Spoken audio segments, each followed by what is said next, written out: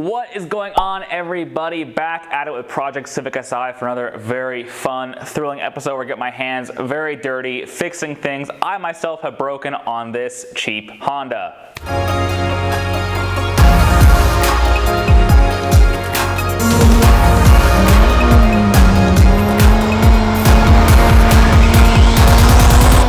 Well, it's no surprise the last episode did not go particularly well for myself or the Civic at Buttonwillow Raceway Park. Despite the inclusion of the Godspeed Monomax coilovers, new tires, and a fresh alignment, the car did not perform up to expectation. Lap times were off, acceleration was off, the handling, the feel of the car was off. And today we're going to tackle one of the biggest things that I think is holding me back on the racetrack, and that is aerodynamics. Now, when people talk about aerodynamics on track day cars, you usually think of big splitters, big wings, big side skirts, things like that. However, most cars, this Civic included, do have factory aerodynamics. They're things you think less about but are still very, very important. And in the case of this particular car, this car is missing the front under tray and the front fender liners. Unfortunately, I went off at Buttonwillow. I jumped over the curbing at bus stop too aggressively and broke all that stuff off, going off track, and it really sucked. And as a result, I suspect that is a big part of the reason why at my last track day, after having done that, the temperature of the engine was running a little bit hot. The peak speeds of the car were down.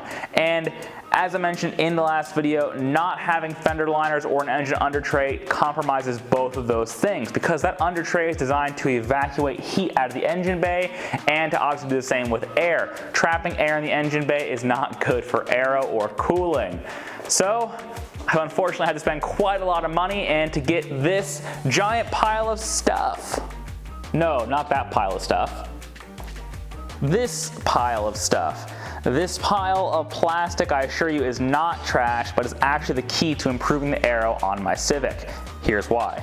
Now, not only are there things like the fender liners, for example, and this little part of the engine under tray right here, but if you dig through here, there are actually some more goodies that you wouldn't normally find on an 8th gen Civic.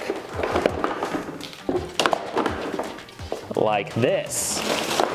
This is an extended under tray available from the Honda factory that is not actually originally offered on the Civic Si. Instead, this comes off the Honda Civic Hybrid. The 8th gen Civic Hybrid features unique aerodynamics only found on that particular model, and fortunately, according to the internet, they are actually plug and play, and being factory pieces from Honda, fingers crossed it works out well. Of course, it's more than just the under tray. It actually has entire body cladding. These long panels follow the whole exhaust tunnel and tray under the car and cover all of this up. Alright, so under the car now, I'm going to show you what the aerodynamics look like as is. Here's what I'm working with. This is pretty much it. Now, normally, this piece goes right here, but obviously I broke that off previously, so there's a new one. Fender liners should cover all this up, but they don't because they are also broken. And then I've laid out the rear pieces of the aero down there off the Civic Hybrid that I pulled off the junkyard, and so we can see kind of where they're supposed to go. Those two long pieces, one right there, cover up the side rails of the chassis on either side of the exhaust. And then there's just an extended cover back there at the back of the car that kind of wraps the rest of the aero where it kind of meets into the little plastic factory piece that the Civic Si does have on it. So let's go from front to back. Now, before I can install my new fender liners, I do have to remove what is left of my old fender liners. And fortunately or unfortunately, depending on your opinion here, they are only held in by the Honda's famous plastic clips. Now, the good thing is they're very easy to remove. The bad thing is they almost always break on you. So definitely budget buying some replacement clips here when you're doing all this stuff to your car. Fortunately, Amazon has like 100 pack of generic Honda clips that happen to fit just perfectly. I'll leave a link in the description down below for those of you who need replacement clips. They're much cheaper than going to the dealership, trust me.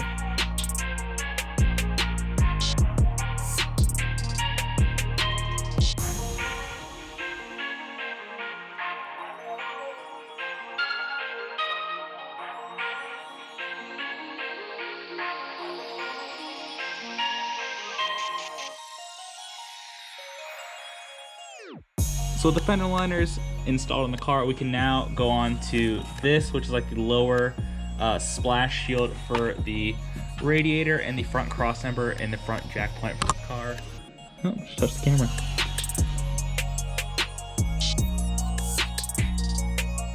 So it's taken a bit of time and some trial and error, but we've basically got this all pinned down.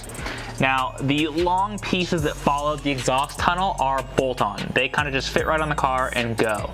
There are a few missing areas for clips, which is pretty disappointing, but you can just bolt them on and go.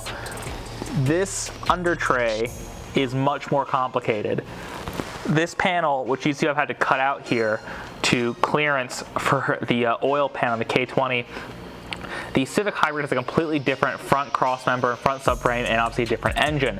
And so some of the bolt holes for this line right up, but most of them do not. And obviously, as you can see, I had to clearance this section to fit the oil pan because it would have just like been sitting right on it and burned right through it, eventually probably caught fire. But here are some tips and tricks for what I did to make the Civic Hybrid Aero fit on the car. First up, I bolted it up here on the front spot. These line wrap and bolt up, that's great. Obviously I had to clearance this section. I took a Dremel out and very carefully kind of cut through here until the oil pan was clearing this. Unfortunately, this kind of made it a bit floppy in this area. I probably shouldn't have cut right here. I should have made a square right here instead. So it made it a bit floppy. So I ended up using some zip tie engineering here and there to make it a bit more rigid.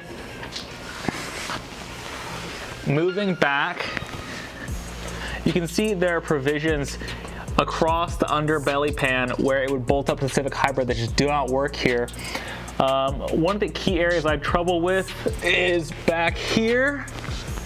So this is the centrally locating piece. If you do not bolt this in, this will just flop around uncontrollably. Unfortunately, this does not line up with any existing hole in the Civic crossmember. There was a hole, it's like so close, it's like right here. So at first I tried to drill out the crossmember to fit this hole, but the crossmember is basically totally solid all the way through, and that would just take forever. So I ended up drilling a little hole in the actual belly pan to match up with the hole in the Civic Si subframe. Then over here, you can see I had to clearance area for the front sway bar because, again, I'm sure the Civic Hybrid has a front sway bar in a slightly different location. So I just cut out a little notch on either side of this for the sway bar to move around. And then back here, these bolts are specific to the Hybrid. They're a bit longer than the bolts you'd find on the Civic Si under tray, and so you need to get at least 4 of those. These 2 for the front, because when you put this belly panel on, it actually has a pretty deep recess right here, so you need this longer bolt. And then at the back as well, you also need to use the longer bolts back there to secure it in place. And just because, again, you're stacking multiple layers of plastic where there weren't any before, so the standard bolts are just too short to actually get all the way through and thread into the chassis. For those curious, if you don't want to pay the Honda price premium for OEM stuff, these are an M6x1 thread pitch, and the longer ones, if you get 25mm long bolts, you should be good to go. Just use a washer to recreate this, and then you should be all set. Obviously, you have to play around with this because it's not plug and play, this front under tray at least. It requires some engineering and some creativity. Again, you can see where I've creatively used zip ties in lieu of where bolts should be going, like they do on the Civic Hybrid. With the under tray mostly sorted out, my next issue is the brakes on the Civic. If you recall my last track day, I had a lot of issues with the ABS system on the car, kind of going haywire. The car would go into ice mode, where you'd push down on the pedal, and the brake pedal would remain hard, but there'd be just no friction, so the car wouldn't slow down at all. So I had to do a few emergency handbrake pulls to slow the car down.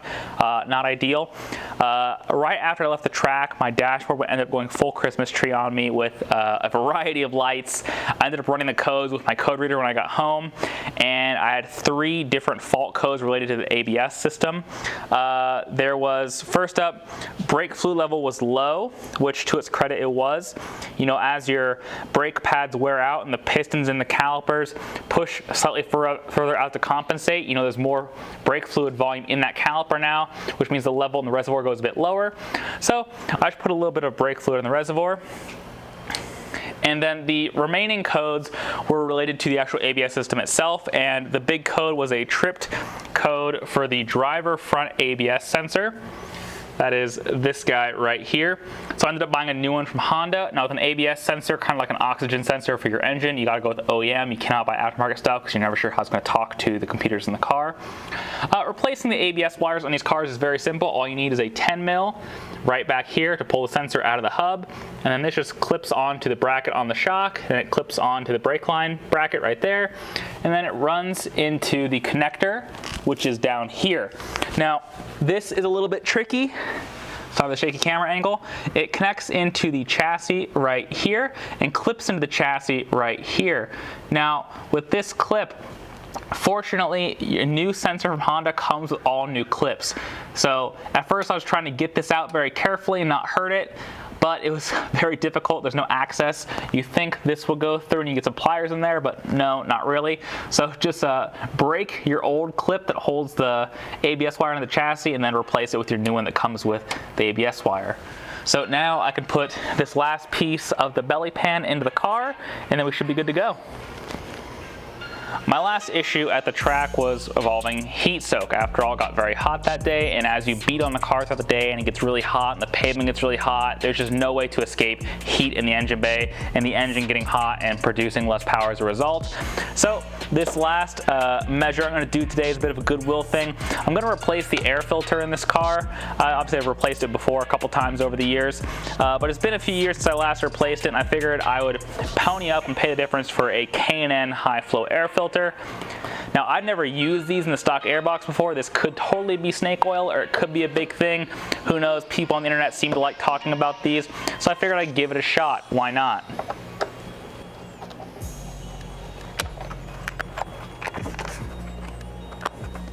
Fortunately, the stock airbox on the SI is pretty simple. Do you guys see all that? Like rocks and stuff like that? That's pretty gnarly.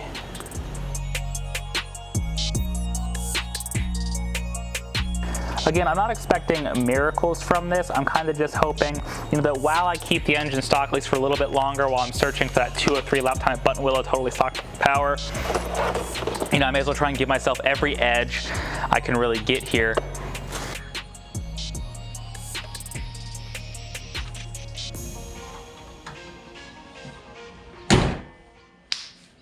And there it is, Project Civic Si is back on the ground. Hopefully now faster than ever, more aerodynamic than ever, and less broken than ever.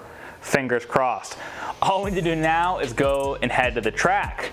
So in the next episode of Project Civic Si, I'll be seeing you guys again at the racetrack where hopefully we go faster than ever with this car and see just how fast we can continue to go with the stock powered Civic Si, at least for now.